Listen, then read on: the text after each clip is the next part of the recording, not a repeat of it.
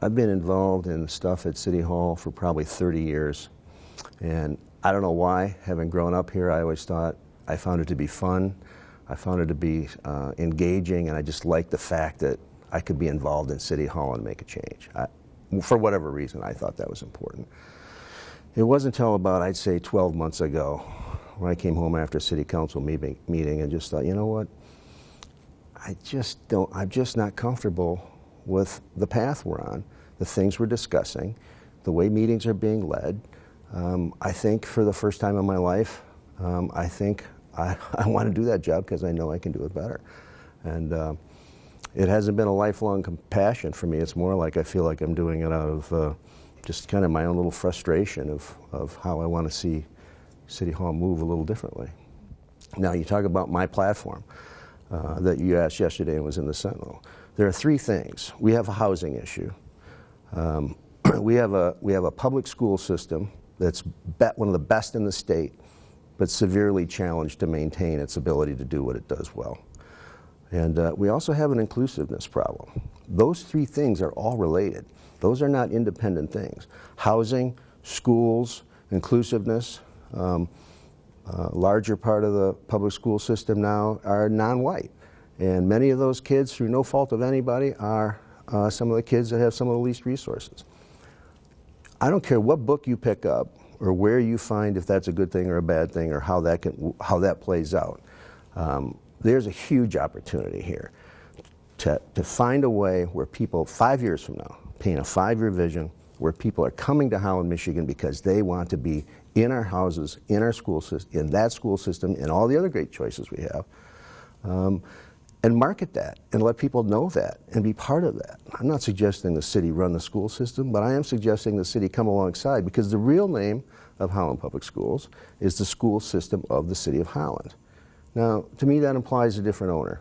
To me, that implies a different set of obligation to make sure 3,400 kids in our central city have the same opportunities, have the same resources as so many other districts that are really successful do. And I have no doubt. I mean, I've talked to the school board members. I've talked to the superintendent. We're on the same page. This isn't about a takeover. It's about a outside-the-box collaborative to make sure how our school systems attract people, instead of what is happening right now, really, is that people 100 at a time or less. I mean, they're doing a great job. They're reducing that number, but they need help, and we can do a better job. I'm unique in that I went to elementary school in this town, and I went to an elementary school that was 25% Hispanic when I was in elementary school. I just have a different observation and a different paradigm of the benefits that come with that. The city has 25, maybe 26, 27% non-white populations. That's not reflected in our boards and commissions, and frankly, it's not reflected on city council. We have 23 boards and commissions. None of them are set up to understand diversity and inclusion in the City of Holland. And by inclusion, I mean participation. Remember, I've been told in this election 5,000 people will vote out of 23,000 registered voters. Now that tells me they either don't care, don't know, or don't think it matters. When I talk to the millennials, I live with some millennials, and I live with either the Generation X or Ys or whatever they are right now. That's not what they're going to look for. They're looking they're going to come back to communities that are inclusive, they celebrate it, they understand it, because that's part of their real world right now. And I think we have to do a far better job of engaging the whole population we have, and not just. It's unacceptable where we are today. Now, we're doing one thing is, like I mentioned, putting together forming a new board and commission with a diverse group, set some goals, and say in 5 years or so, what percentages, you know, there's great ways to do this. We are not the only community in the world who's had to take some of these steps. I'm a great believer in doing a lot of research on who's done it right and going out and finding it. I think the city of Grand Rapids, locally, I think there are other cities that we can look at and say, how can we take a serious step here, because it's a serious issue and it's a future generated thing that if we don't get our hands around that, that's going to come back and bite us. And that's where I think those are the kinds of things I think City Council can pay attention to. I think it was pretty clear in our last annual visioning session that affordable housing has got to be brought to the front of our agenda.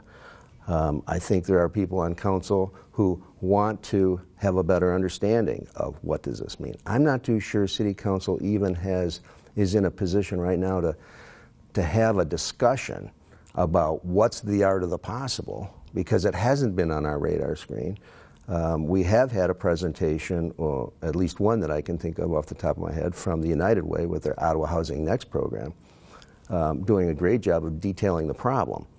And I think they never had any intention of saying this is how we're, saying this is how we're going to deal with the problem. They have always said, we're just pointing this out. From the United Way's perspective, this is a problem. Now, we just want to inform everybody, and they've done a good job. They have teed it up really well.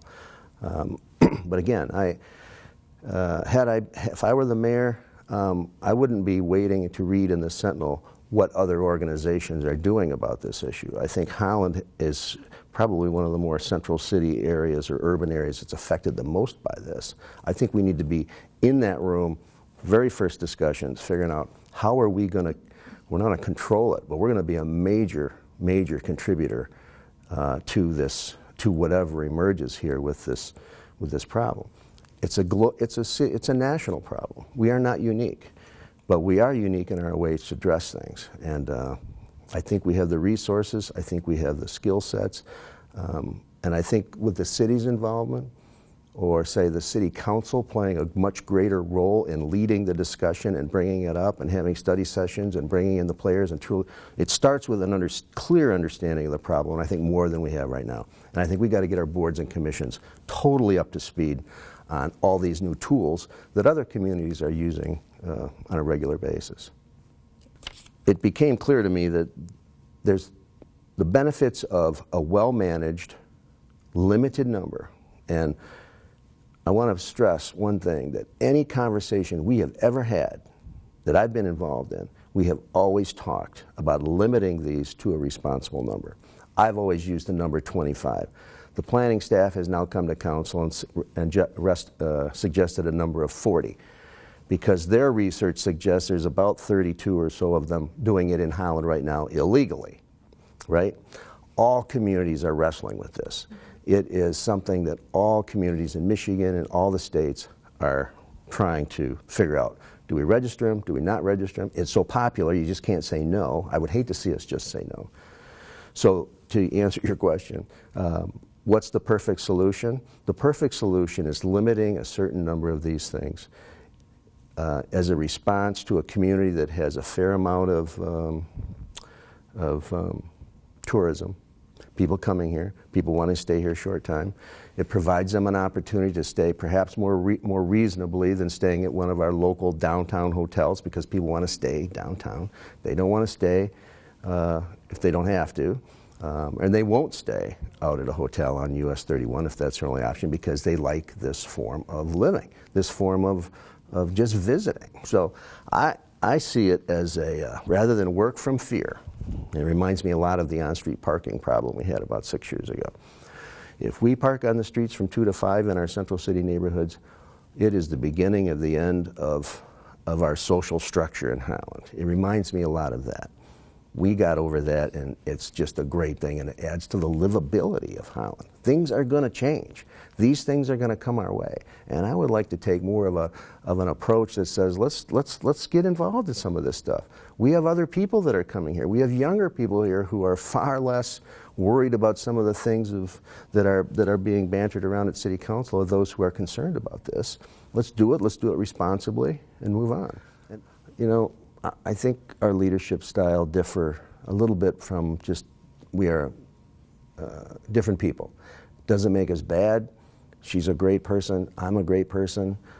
My perception of the city of Holland, my view of where we are after being involved in this town for 30 years and have done all the things I've done to try and make this community better, with all the things I've done in my professional life, working with nonprofits to understand what they're doing and how this works. that background leads me to a different path and a different side of visioning for the community and where we need to go. I think Nancy takes a bit more of a very passive, protective, don't change too many things because we are Holland, we are as great as we are because this is how we do things. And there's truth in both camps. And I think I'm much closer to the middle of that kind of thing than she can be in some of her thinking. And I think it shows in what comes through the council's agendas. I think we've got, you know, no one does a better job of promoting the city of Holland when it comes to the conventions we've had and the competitions we've had with our flowers and the tulips but you know, sometimes I feel like we're playing the role of more like the chamber, the Convention and Visitors Bureau, than we are dealing with the things that City Council needs to deal with. I tend to be more strategic. That's what I do for a living. I tend to think about, if we don't know where we're going, we're going to get somewhere. And I think we need to be more strategic about some of those things.